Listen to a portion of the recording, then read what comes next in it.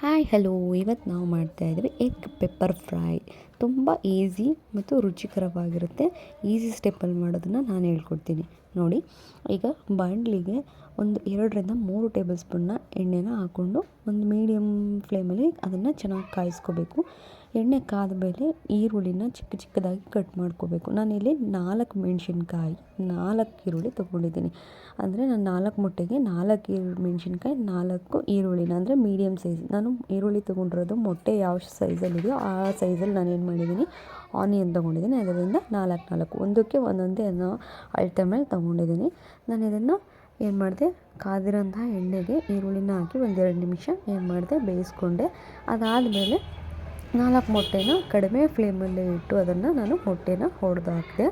ಮೊಟ್ಟೆ ಹಾಕಿದ್ಮೇಲೆ ಉರಿ ಏನಾಗಿರಬೇಕು, ಗ್ಯಾಸ್ದು ಫ್ಲೇಮು ಕಡಿಮೆಲೇ ಇರಬೇಕು. ಯಾಕೆಂದರೆ ಬಾಯ್ಲ್ ಆಗಬೇಕಾದ್ರೆ ಹೆವಿ ಸ್ಪೀಡಲ್ಲಿ ಬಾಯ್ಲ್ ಆದರೆ ಎಗ್ಗೆಲ್ಲ ಒಂದು ಸ್ವಲ್ಪ ಕಪ್ಪು ಬಂದ್ಬಿಡುತ್ತೆ, ತಳ ಹಿಡಿಯೋ ಸಾಧ್ಯತೆ ಜಾಸ್ತಿ ಇರುತ್ತೆ. ಅದರಿಂದ ಜಾಸ್ತಿ ಏನು ಮಾಡೋಣ, ಕೈ ಆಡಿಸೋದು ಬೇಡ. ಮೊಟ್ಟೆನ ಮಧ್ಯದಲ್ಲಿ ಸ್ವಲ್ಪ ಅದನ್ನು ಬೇಯ್ತಾ ಉಂಡೆ ಟೈಪಲ್ಲಿ ಆಗಬೇಕು ಅದೊಂಥರ. ಆವಾಗ ನಾವು ಏನು ಮಾಡೋಣ, ಆದಮೇಲೆ ಅದಕ್ಕೆ 2 ಟೇಬಲ್ ಸ್ಪೂನಷ್ಟು ಪೆಪ್ಪರ್ ಮಸಾಲೆನ ಮಿಕ್ಸ್ ಮಾಡ್ಕೊಳ್ಳೋಣ. ಪೆಪ್ಪರ್ ಮಸಾಲೆ ಇಲ್ಲಾಂದರೆ ನೀವೇ ಪೆಪ್ಪರ್ನ ಕುಟ್ಟಿ ಅದನ್ನು ಪುಡಿ ಮಾಡೋಕ್ಕೋದ್ರೆ ಇನ್ನೂ ಚೆನ್ನಾಗಿರುತ್ತೆ. ನಾನು 1/4 ಸ್ಪೂನಷ್ಟು ಸಾಲ್ಟನ್ನು ಇದಕ್ಕೆ ಆ್ಯಡ್ ಮಾಡಿದೆ. ಇದಕ್ಕೆ ಪೆಪ್ಪರ್ ಮಸಾಲೆ, ಈರುಳ್ಳಿ, ಹಸಿಮೆಣ್ಸಿನ್ಕಾಯಿ ಮತ್ತು ಸಾಲ್ಟ್ ಇದಿಷ್ಟನ್ನೇ ಹಾಕಿ ಚೆನ್ನಾಗಿರುತ್ತೆ ಟೇಸ್ಟಿಯಾಗಿ. ಇದನ್ನು ನಾನು ಹಾಕಾದ್ಮೇಲೆ ಒಂದು 4-5 ನಿಮಿಷದವರೆಗೂ ಇದನ್ನು ಫುಲ್ಲು ಕಡಿಮೆ ಫ್ಲೇಮಲ್ಲೇ ಏನು ಮಾಡಿದ್ದೀನಿ, ಬಾಡಿಸ್ಕೊಂಡೆ.